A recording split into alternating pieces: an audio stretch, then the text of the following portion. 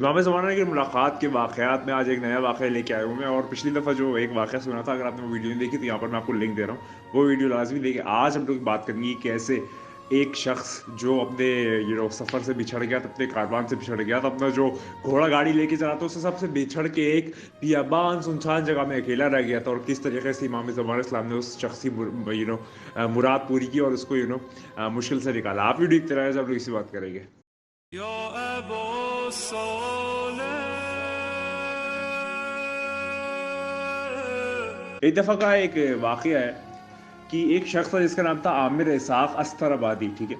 और वो बड़ा फ़ेमस था इसलिए कि उसने 40 हज, जो हज अदा की जाती है, 40 हज उसने अपने पैरों से चल के मुकम्मल की थी। यानी कि जहाँ भी वो रहता था वहाँ से वो जाके उसने अपने फ़क़त पैरों पे, कोई घोड़ा नहीं, कोई ऊँट नहीं, कोई पुराना वाक़या है, टेक्नोलॉजी नहीं थी उस वक़्त, तो उसने सारी अपने पैरों पे कंप्लीट की है।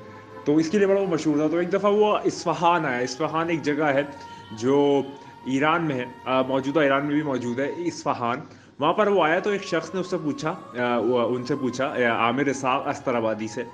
और वो फ़ेमस थे, वो आमिर इसाक़ अस्तराबादी तैय्युलर्स के लिए। अगर आप नहीं जानते तैय्युलर्स क्या होता है, जो ज़मीन होती है, जो अर्थ होती है, वो आपके पैरों के नीचे समिट जाती है, मुड़ जाती है, ताकि आप बड़े-बड़े जो लॉन्ग डिस्टेंस होते हैं, वो चश्मे-ज़दन में तय कर लेते हैं, और वो एक दफ़ा से दूसरी जगह बस कुछ आप 1-2 देखते-देखते आप फ़ौरन ही पार कर लेते हैं। इस तरीके से होता है। जैसे कि आप इसे टाइम ट्रैवल भी कह सकते हैं मॉडर्न डे न्यू लैंग्वेज में, और इस तरीके की टर्मिनोलॉजी में इस्तेमाल होता है तैय्युलर्स।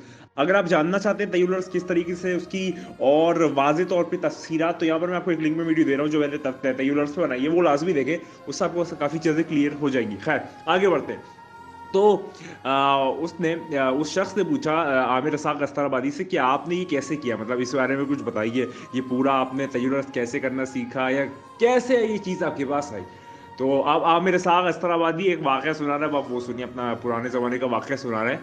तो उन्होंने कहा कि एक दफ़ा मैं हज को जा रहा था, ठीक है? और मैं अपने कारवान के साथ था। पहले क्या होता था, जो रेगिस्तान होते थे, सहरा होते थे, तो वहाँ पर लोग अकेले ट्रैवल नहीं करते थे। यकीनन वो एक बहुत बड़े मजमे के साथ जाते थे, ताकि कोई जानवर है या डकैत है या चोर उचक के बीच में आ गए, ताकि वो हिफाजत उनकी रहे, और फिर वो सही से ट्रैवल कर ले रास्ता। तो वो अपने कारवान के साथ जा रहे थे। फिर असल हुआ क्या कि वहाँ पर देखते ही देखते कुछ हुआ, ये शायद उतरे या पानी पीने के लिए उतरे या आराम करने के लिए, जो भी कुछ हुआ, वो अपने देखते ही देखते कारवान से बिछड़ गए। यानी कि कारवान चला गया और वो अकेले पूरे रेगिस्तान में, कोई नहीं था उनकी मदद के लिए, वो अकेले। अब वो रास्ता भी भटक गया, अब उनको पता ही नहीं कि कहाँ जाना है। पहले इस तरीके से प्रॉपर रोड्स नहीं होती थी, गूगल मैप्स नहीं होते थे, तो उनको पता ही नहीं चला कि कहाँ जाना है। उनके पास कुछ भी नहीं, उनके पास सारी चीज़ें गायब हो गई। एक बार यूँ वो पूरा काफ़िला चला गया और वो पीछे रह गया। अब इन्होंने तवस्सुल किया, इन्होंने लौ लगाई, इन्होंने कहा, या इमाम ज़मान इस्लाम, ए सच्चे मेरे इमाम, मेरा दुरूद व सलाम हो आप पर। ए मेरे इमाम, मुझको रास्ता दिखाइए, मुझको गाइड कीजिए कि मैं किस तरीके से इस खौफनाक जगह से निकलूँ, मैं यहाँ से निजात कैसे पाऊँ? तो उसने वो ऐसे कहते-कहते उनकी जो पूरी जिस्मानी एनर्जी थी, पूरी जिस्मानी कैफ़ियत थी, पूरी जो वो जितनी भी उनके पास स्ट्रेंथ थी, वो धीरे-धीरे जाने लगी, क्योंकि अकेले थे भाई रेगिस्तान में, धूप, शदीद धूप। वो धीरे-धीरे ज़मीन में आके ऐसे गिर गए, ठीक है? उन्होंने देखा कि जैसे ही उन्होंने कहा ना कि या इमाम ज़माना इस्लाम, मुझको रास्ता दिखाएँ, मुझको प्लीज़ गाइड करें कि इस बियाबान से मैं कैसे निकलूँ? तो देखा उन्होंने दूर एकदम एक कोने पे रेगिस्तान के कोई आ रहा है, कोई एक नूर का हल्का आ रहा है, कोई एक अजीब-सी चीज़ आ रही है चलती हुई। और देखते-देखते उसने जस्ट 1 सेकंड के एक कश्फ में वो यहाँ एकदम नज़दीक आ गया। मतलब एक एक वक़्त में वहाँ और एक वक़्त में यहाँ। और फिर जब वो एक बहुत नौजवान खूबसूरत शख़्सियत, जो एक हरे रंग का, सब्ज़ हरे रंग के कपड़े पहने हुए और ऊँट पे, और उनके पास एक मश्क जिसे हम कहते हैं, जिससे हम लोग पानी भरते हैं। जो लोग मश्क से समझे, तो आप मॉडर्न डे जो बॉटल है उसका ओल्ड फॉर्म था मश्क, उसमें पानी चमड़े का रहता था, उसमें पानी भरते थे ताकि सफ़र में ले जा सकें। ख़ैर, तो वो शख़्स आके पूछते हैं, जो एक बहुत खूबसूरत और नौजवान सब्ज़ रंग के कपड़े पहने हुए, कि क्या तुम प्यासे हो? तो आमिर अस्तराबादी कहते हैं, जी मैं बहुत प्यासा हूँ। तो वो फिर पानी का कूज़ा देते हैं, तो वो पानी पीते हैं। फिर सैराब होने के बाद पूछते हैं, क्या तुम अपने काफ़िले से बिछड़ गए और उनसे मिलना चाहते हो?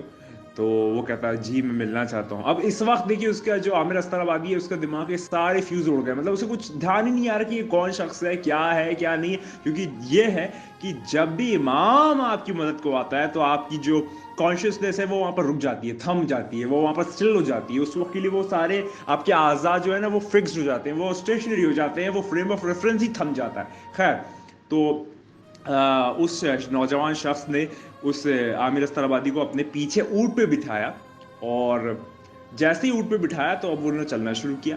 और आमिर इसहाक अस्ताराबादी कहते हैं कि मेरी आदत थी कि जब भी मैं कोई कहीं पर बैठता था सफ़र के लिए या कुछ भी, तो मैं हिर्ज़ यमनी पढ़ता था। हिर्ज़ यमनी एज एन प्रोटेक्शन की दुआ आप कह सकते हैं, पढ़ते थे।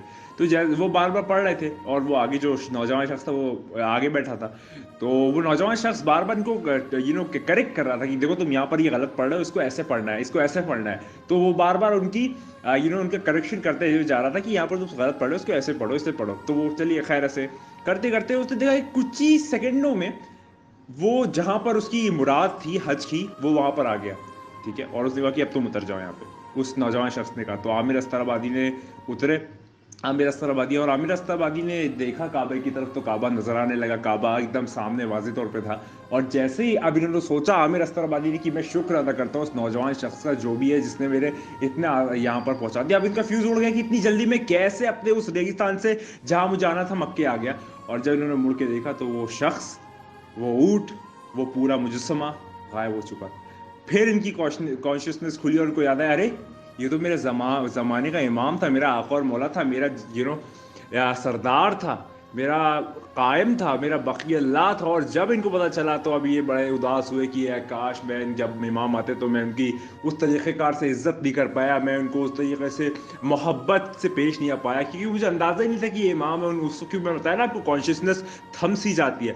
खैर, उसके बाद कुछ दिनों बाद वो वहां पर आ गए, और उसके कुछ दिनों बाद वो जो काफिला बिछड़ गया था ना इनसे, आमिर अस्ताराबादी से, कुछ दिनों बाद वो पहुंचा। और फिर वो लोग हैरान हो गए, अरे तुम तो बिछड़ गए थे, हम लोग तो सोच रहे थे तुम मर गए होगे, तुम तो हमसे पहले यहाँ पहुंचे हुए हो।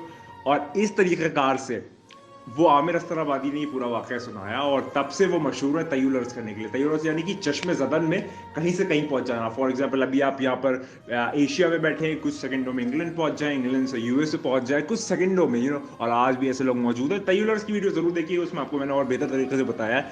तो ये है, जब इमाम की मदद आती है ना, आप सच्चे दिल से पुकारते हैं, तो गोया इमाम इतना ज़्यादा हमसे मोहब्बत करता है कि वो सोचता नहीं है और फौरन मदद को आ जाता है। आप सोच रहे हैं, ये है इमाम ज़माना, ये है मेरे ज़माने का कायम, ये है जनाब फातिमा ज़हरा सलाम का बेटा, ये है मौला कायनात का शेर, ये है मोहम्मद मुस्तफ़ा सल्लल्लाहु अलैहि वसल्लम की आखिरी शबी इस दुनिया में। और क्या हमारा किरदार, हमारा जो रोज़मर्रा का काम है, काज है, क्या उसमें हम उसको याद रखते हैं? क्या हम उसकी तमन्ना करते हैं कि वो आ जाए?